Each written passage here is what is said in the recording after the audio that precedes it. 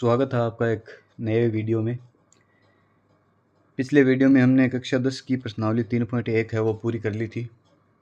तो आज हम पढ़ने जा रहे हैं प्रश्नावली 3.2, जिसमें जो पहला सवाल है इसमें दे रखा है कि निम्नलिखित समीकरणों के युग्म को प्रतिस्थापन विधि से हल करो। तो प्रतिस्थापन विधि पिछली जैसे 3.1 थी, हमने ग्राफीय विधि से समीकरणों को हल किया था। प्रतिस्थापन का मतलब इस नाम से पता चल रहा है कि जो दो चर है इसमें x या y, उसमें से एक को दूसरे के द्वारा प्रतिस्थापित करना है, मतलब हटाना है, और बाद में इसका मान ज्ञात करना है। तो इसमें जो पहला सवाल दे रखा है वो है, पहले का जो पहला सवाल है x + y = 14, x + y = 14, ये पहली समीकरण है। और दूसरी है x - y = 4, तो ये समीकरण एक है। और दूसरी x - y = 4, ये समीकरण हो गई दूसरी। तो हम इनमें किन्हीं एक में x या y का मान निकाल लेते हैं और उसको दूसरी में जिससे निकालते हैं उसमें नहीं, जो दूसरी बचती है उसमें उसका मान रख देते हैं। जैसे यहाँ से समीकरण 2 हम लेते हैं, समीकरण 2 से 2 ये है, तो इसमें y को उधर ले जाते हैं, तो ये इधर माइनस की है तो उधर हो जाएगी प्लस की। तो x बराबर आ गया 4 + y। तो ये मान आ गया किसका? x का। कौन सी समीकरण से निकाला है? दूसरी से। तो दूसरी से निकाला है x का मान, तो इस x का मान हमें दूसरी में नहीं रखना है, पहली में रखना है। तो इसमें x का मान समीकरण 1 में रखने पर पहली में रखेंगे। तो पहली में जो x है उसकी जगह क्या लिख देंगे हम? 4 + y। तो पहली समीकरण में देखो x + y, तो x की जगह लिख दिया हमने 4 + y, और आगे y है बराबर 14।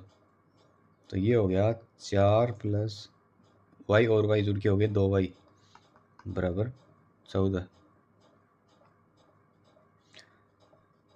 इस 4 को ले जाते हैं इस साइड, तो 2y बराबर 14, 4 हो जाएगा माइनस का, तो 2y बराबर कितना बचा? 10। तो y बराबर 10/2 मतलब 5। y का मान हमारे पास आ गया 5।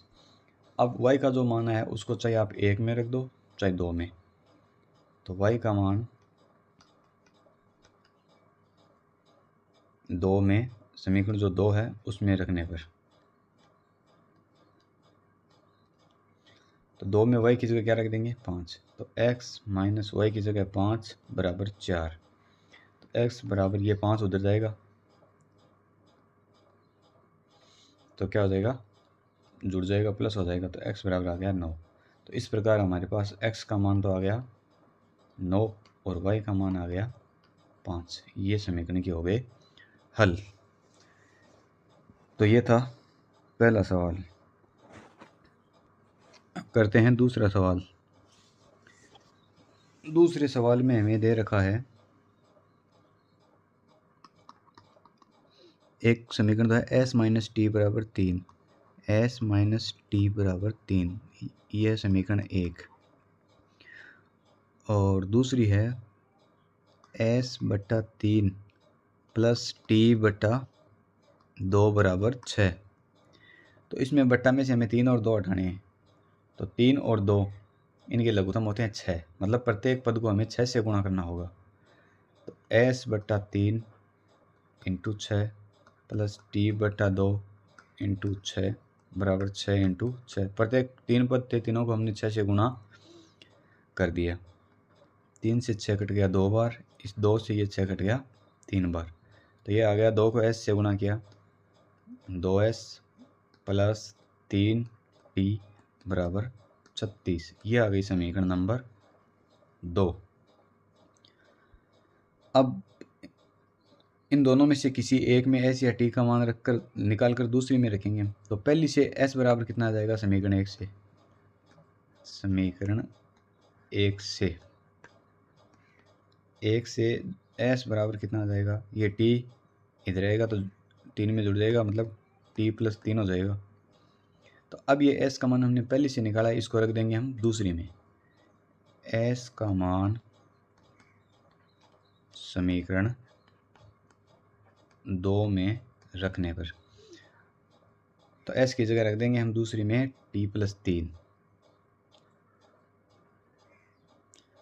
तो समीकरण 2 थी 2, फिर s, तो s की जगह क्या रखेंगे t+3, t+3 +3t बराबर 36। 2 को गुणा कर देंगे, 2 को t से गुणा किया 2t, और 2 को 3 से गुणा किया 6, +3t बराबर 36।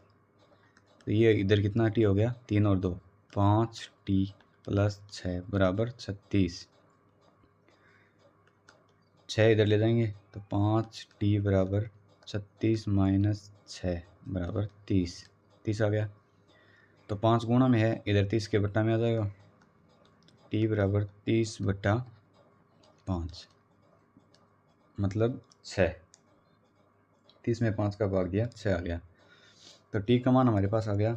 अब इस t के मान को चाहे आप 1 में रख दो चाहे 2 में, तो 1 में हल करना आसान होगा, तो इसको 1 में रखते हैं। t का मान 1 में रखने पर, तो 1 में t की जगह क्या रखेंगे 6, तो s - 6 बराबर 3। तो s बराबर 3, ये 6 इधर आके प्लस का हो जाएगा, मतलब हो जाएगा 9। तो t का मान आ गया 6 और s का मान आ गया 9। ये इस समीकरण का हल हो जाएगा। अगला सवाल करते हैं इसमें, तीसरा, 3x - y बराबर 3।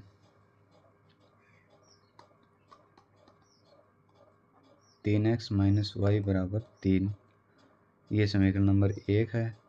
और समीकरण नंबर दूसरी है 9x -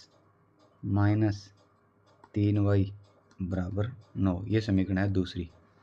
तो यहाँ हम देखें तो जो हमने 3.1 में निकाला था a1/a2, वो इन तीनों का देखते हैं तो 1/3 इसका आ रहा है, मतलब 3/9 1/3 आ जाएगा। इधर -1/-3, ये भी 1/3 आएगा और ये भी 1/3, अर्थात ये दोनों लाइनें हैं संपाती। तो जब संपाती लाइनें होती है तो उसके अनंत हल होते हैं। तो यहाँ इसको सीधा लिख देते हैं हम, a1/a2 है वो कितना हो जाएगा 3/a1 मतलब ये आ गया 1/3। इसी प्रकार b1/b2, ये भी -1/-3, तो माइनस से माइनस कट जाएगा, ये भी आ गया 1/3। और c1/c2 ये है 3/9, तो ये भी आएगा 1/3। तीनों बराबर हैं, तो इसकी क्या होंगे अनंत हल। अनंत हल मतलब इसके हम यदि प्रतिस्थापन से मान भी रखेंगे तो हम कोई एक इसमें स्पेशल इसका कोई मान निकाल नहीं सकते, तो इसलिए इसके अनंत हल होंगे, प्रतिस्थापन के द्वारा इसको हल नहीं किया जा सकता। तो ये था आपका तीसरा सवाल। अगला है जो चौथा सवाल,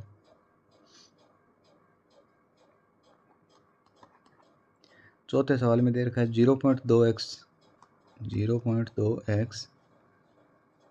प्लस 0.3y बराबर 1.3। तो इसमें चलो ये पहली समीकरण हो गई, और दूसरी समीकरण है 0.4x प्लस 0.5y बराबर 2.3। अब इसमें देखें तो प्रत्येक पद में दशमलव लगा है, तो दशमलव इसमें हम हटा सकते हैं। जैसे पहली समीकरण में यदि हम हटाएं तो जब दशमलव हटता है तो दशमलव के बाद में डिजिट कितना है 1, इधर भी 1 और इधर भी 1, तीनों में 1 अंक है दशमलव के बाद, तो बट्टा में क्या लग जाएगा 10।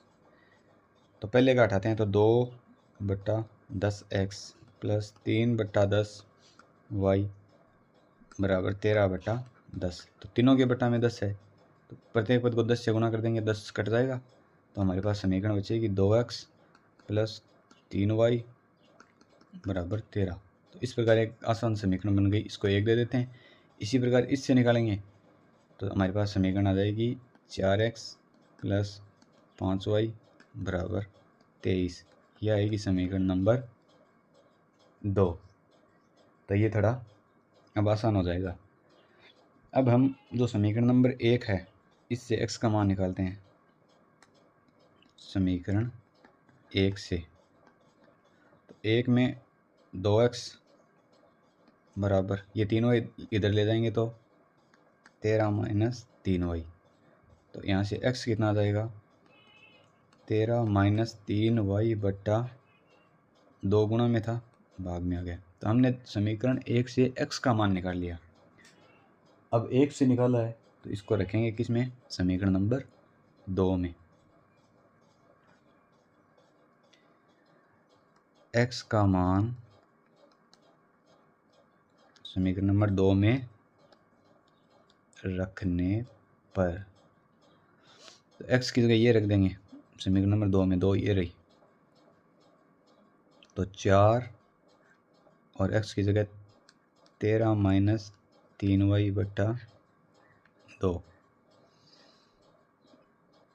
और आगे प्लस 5y बराबर 23। 2 से ये 4 कितने बार कट गया, 2 बार। इस 2 को 13 से गुणा किया 26 माइनस 2 को 3y से गुणा किया 6y प्लस 5y बराबर 23। ये इधर 6y माइनस के और 5y प्लस के, मतलब माइनस का 1y बच गया। तो 26 माइनस y बराबर 23। 26 को उधर ले जाते हैं तो माइनस का y बराबर 23 माइनस 26। माइनस y बराबर कितना बचा, माइनस का 3। तो यहाँ से माइनस माइनस दोनों साइड कट गए। y का मान कितना आ गया, 3। y का मान हमने 3 निकाल लिया। अब y का मान चाहे 1 में रख दो और चाहे 2 में रख दो, जिससे हमारे पास किसका मान आ जाएगा, x का। जैसे समीकरण नंबर 1 है 2x प्लस 3y बराबर 13, इसमें y का मान रखते हैं। समीकरण नंबर जो y का मान किस में रखते हैं, y का मान 1 में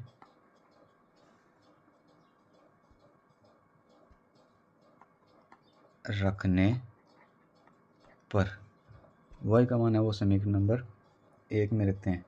1 नंबर समीकरण थी हमारे पास 2x प्लस 3y बराबर 13। तो 2x प्लस 3y का मान हमारे पास आया था 3 बराबर 13। 2x प्लस ये हो गया 9 बराबर 13। 2x बराबर 13 माइनस 9, 9 इधर आ गया माइनस का।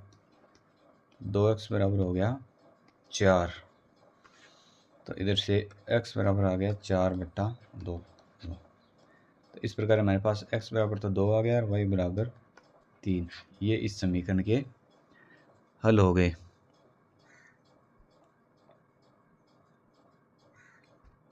अब निकालते हैं इसका अगला सवाल। अगला सवाल है 5वां।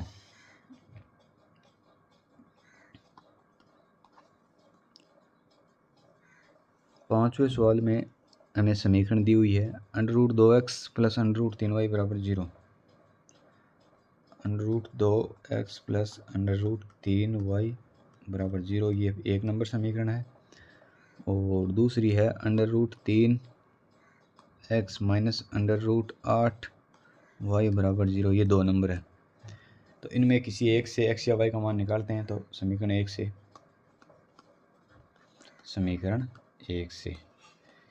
से x का मान निकालते हैं। तो इस y वाले पद को इस साइड ले आते हैं बराबर के। तो √2x बराबर कितना आ जाएगा, माइनस का √3y। इधर प्लस का था, इधर माइनस का हो गया। तो यहाँ से x बराबर कितना आएगा, √3y बट्टा √2। √2 गुणा में था, बट्टा में आ गया। तो ये x का मान है और निकाला कौन सी समीकरण से है, 1 से। तो अब हम इसको 2 में रखेंगे। x का मान समीकरण 2 में रखने पर।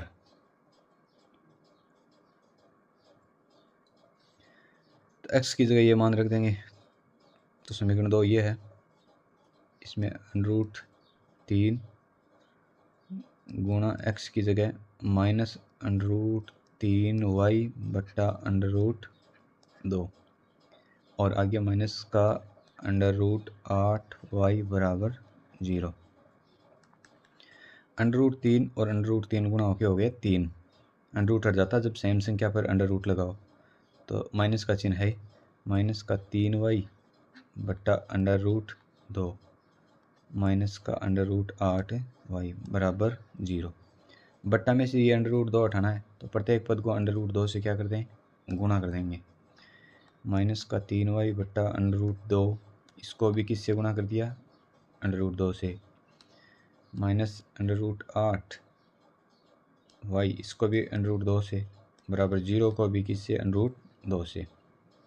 ये तो कट गया, तो ये बचा माइनस का 3y और इधर √8 और √2 गुणा हो गए √16y और बराबर में 0। माइनस का 3y, √16 का मान 4, मतलब 4 का वर्गमूल, 16 का वर्गमूल होता है 4, तो 4y बराबर 0।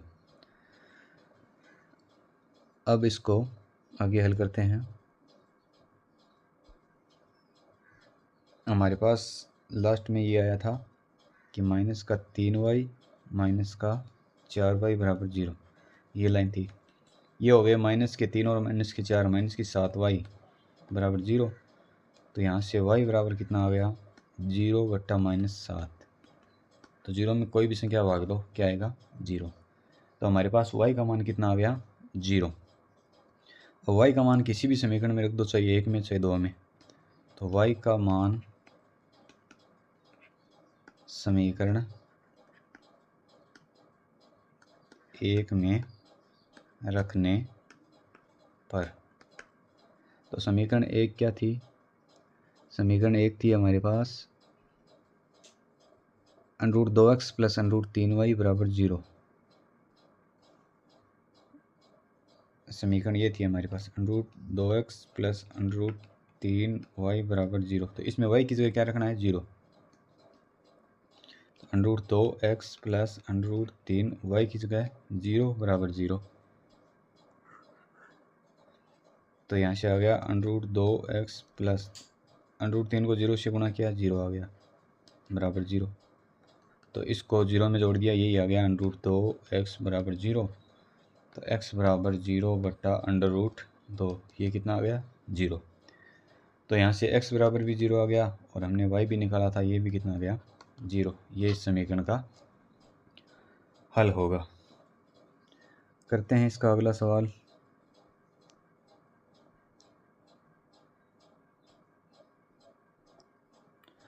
नेक्स्ट है इसका पहले का अंतिम है, छठा सवाल।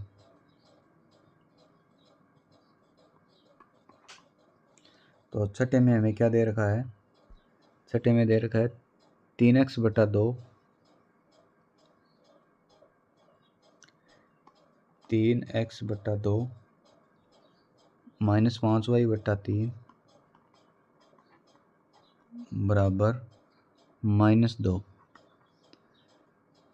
तो इससे हम बट्टा में 2 और 3 है, इसको हटाएंगे। तो 2 और 3 को हटाने के लिए इनका लघुत्तम होता है 6। तो प्रत्येक पद को 6 से गुणा करते हैं। 3x बटा 2 गुणा 6 माइनस 5y बटा 3 गुणा 6 बराबर -2 गुणा 6। तो ये कितना आ जाएगा, 2 से 6 3 बार कट गया, 3 से 6 2 बार कट गया। तो ये हो गया 9x माइनस 10y बराबर -12। तो ये हमारे पास एक पहली समीकरण आ गई एक सरल रूप में। तो ये समीकरण नंबर हो गई 1। इसी प्रकार एक समीकरण में दूसरी दी गई थी x बटा 3 प्लस y बटा 2 बराबर 13 बटा 6। तो इसमें भी बटा में 3 2 और 6 है, तीनों का लघुत्तम होता है 6। तो प्रत्येक पद को 6 से गुणा कर देंगे तो बट्टा में से संख्या हट जाएगी। x बट्टा 3 गुणा 6 प्लस y बट्टा 2 गुणा 6 बराबर 13 बट्टा 6 गुणा 6। तो ये कितनी बार कट गया? 2 बार। ये कट गया 3 बार और ये 6 से 6 कट गया। 2 को x से गुणा किया 2x प्लस 3 को y से गुणा किया 3y और 6 से 6 कट गया। ये कितना बचा इधर? 13। ये आ गई समीकरण नंबर 2। तो यहाँ से हमें 2 समीकरणें प्राप्त हो गई। तो अब दूसरी से हम मान निकालते हैं x का। इससे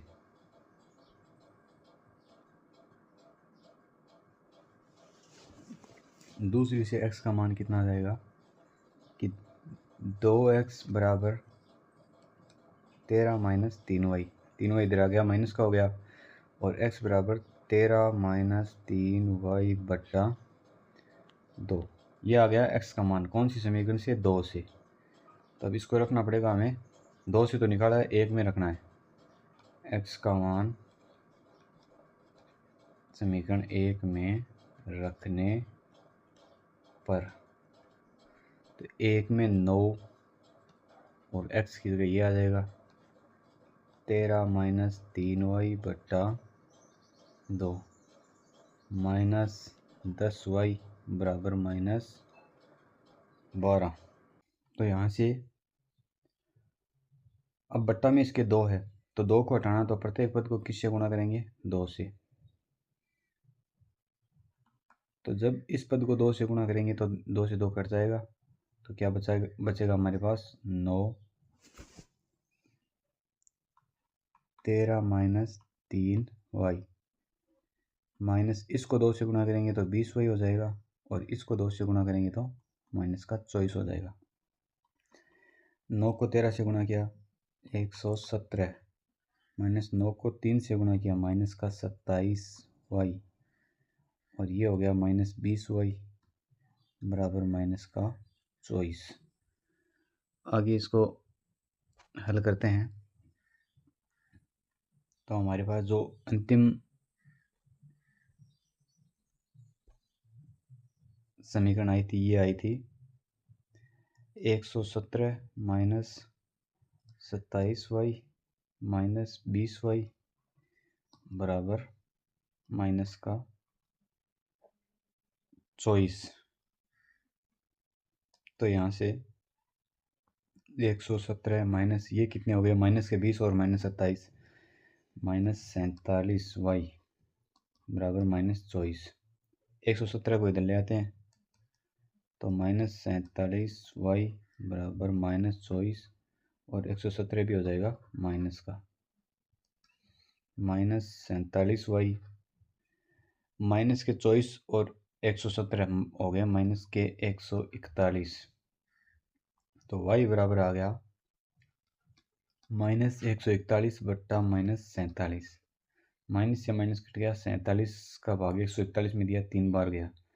तो y का मान यहाँ से हमें 3 प्राप्त हो गया।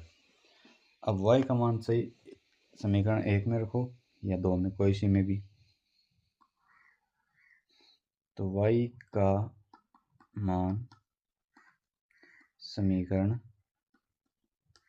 1 में रखने पर समीकरण 1 हमारे पास क्या थी? समीकरण 1 थी 9x माइनस 10y बराबर माइनस 12। 9x माइनस 10y बराबर माइनस 12। तो इसमें y का मान रख देते हैं कितना? अभी निकला 3। तो 9x माइनस 10 गुणा 3 बराबर माइनस 12। तो ये हो गया 9x माइनस 30 बराबर माइनस 12। 9x बराबर माइनस 12 और 30 इधर आया तो किसका हो गया? प्लस का। तो 9x बराबर माइनस के 12 प्लस के 30 मतलब प्लस के कितने बचे? 18। तो x बराबर 18 बट्टा 9 कितना हुआ? 2। तो x का मान यहाँ से कितना मिल गया हमें? 2 और y का मान मिल गया 3। तो ये इस समीकरण का हल हो गया। अब जो अगला सवाल है, पहला सवाल पूरा हो गया, इसमें जो दूसरा सवाल है वो करते हैं।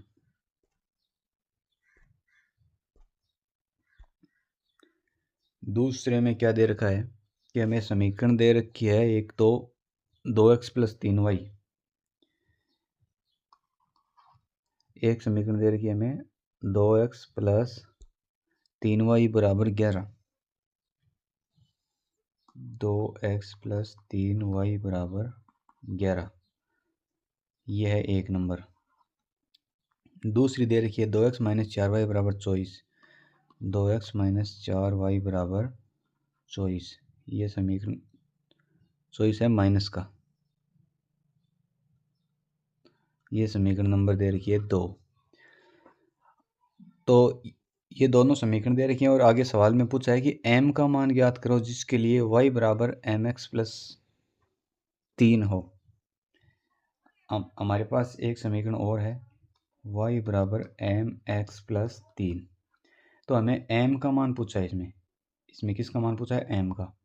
तो m का मान हम कब निकाल सकते हैं, जब हमारे पास x का मान हो और y का मान हो। तो पहले x और y दोनों को मान निकालते हैं। ये समीकरण नंबर हो गई 3। x और y का मान किससे निकलेगा, समीकरण नंबर 1 और 2 से। तो इन दोनों से x y का मान निकाल लेते हैं और उन दोनों को हम 3 में रख देंगे तो हमारे पास m का मान आ जाएगा। तो पहले वही उसी तरीके से प्रतिस्थापन से हम समीकरण नंबर 1 और 2 को हल करते हैं। तो समीकरण 1 से हम x का मान निकालते हैं, कितना आ जाएगा, 2x बराबर आ जाएगा 11 माइनस 3y। तो x बराबर आ जाएगा 11 माइनस 3y बट्टा 2। अब ये x का मान 1 से निकाला तो इसको 2 में रख देते हैं। x का मान समीकरण 2 में रखने पर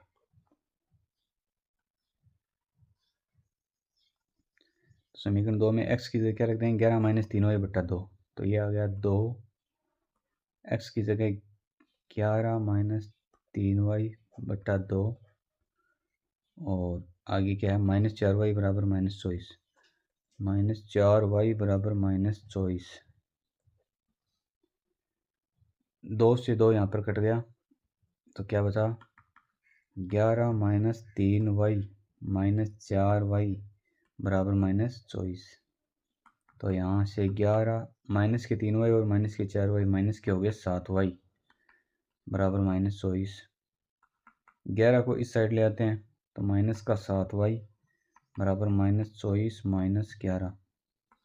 यहाँ से माइनस 7y बराबर आ जाएगा माइनस के 24 और 11 कितने हो गए, माइनस के 35। तो y बराबर माइनस 35 बट्टा माइनस 7, माइनस से माइनस कट गया, 35 में 7 का भाग 5 बार। तो y का मान यहाँ से आ गया हमारे पास 5। अब y का मान सही 1 में रख दो और तो हमें किसी में भी हमें 1 में रखना है। तो y का मान रख देते हैं हम 1 में। y का मान समीकरण नंबर 1 में रखते हैं। y का मान समीकरण 1 में रखने पर समीकरण 1 हमारे पास थी 2x प्लस 3y बराबर 11, 2x प्लस 3y बराबर 11। तो इसमें y का मान 5 था, वो रख देते हैं 2x प्लस 3 गुणा 5 बराबर 11, 2x प्लस 15 बराबर 11। तो यहाँ से 2x बराबर 15 को इस साइड ले आते हैं, माइनस का हो गया। तो 2x बराबर कितना बचा, माइनस के 4। तो x बराबर कितना आया, माइनस 4 बटा 2, मतलब माइनस का 2। अब हमने x और y का दोनों का मान निकाल लिया। x का तो आया -2 और y का आया 5। तो मान हमें इस सवाल में निकालना था m का। तो m जो तीसरी समीकरण थी उसमें हम x और y का मान रख देते हैं तो m का मान आ जाएगा। तो x व y का मान समीकरण 3 में रखने पर, समीकरण 3 हमारे पास थी y बराबर mx+3, ये इसमें दोनों का मान रखते हैं। y की जगह तो कितना 5 बराबर x की जगह -2, तो m को -2 से गुणा किया, माइनस का 2m प्लस 3, 3 को इस साइड ले आते हैं तो माइनस का हो जाएगा, इधर क्या हुआ माइनस का 2m, इस साइड बचा 2 बराबर -2m। तो m का मान निकालना तो इस -2 का इसमें 2 में भाग लग जाएगा, तो m बराबर 2 में भाग लग गया किसका -2 का, तो आ गया -1। तो यहाँ से m का जो मान है वो -1 इसका हल होगा। तो ये प्रश्नावली 3.2 के 2 सवाल थे जिसको हमने हल किया। जो आगे का सवाल है वो हम अगले वीडियो में हल करेंगे।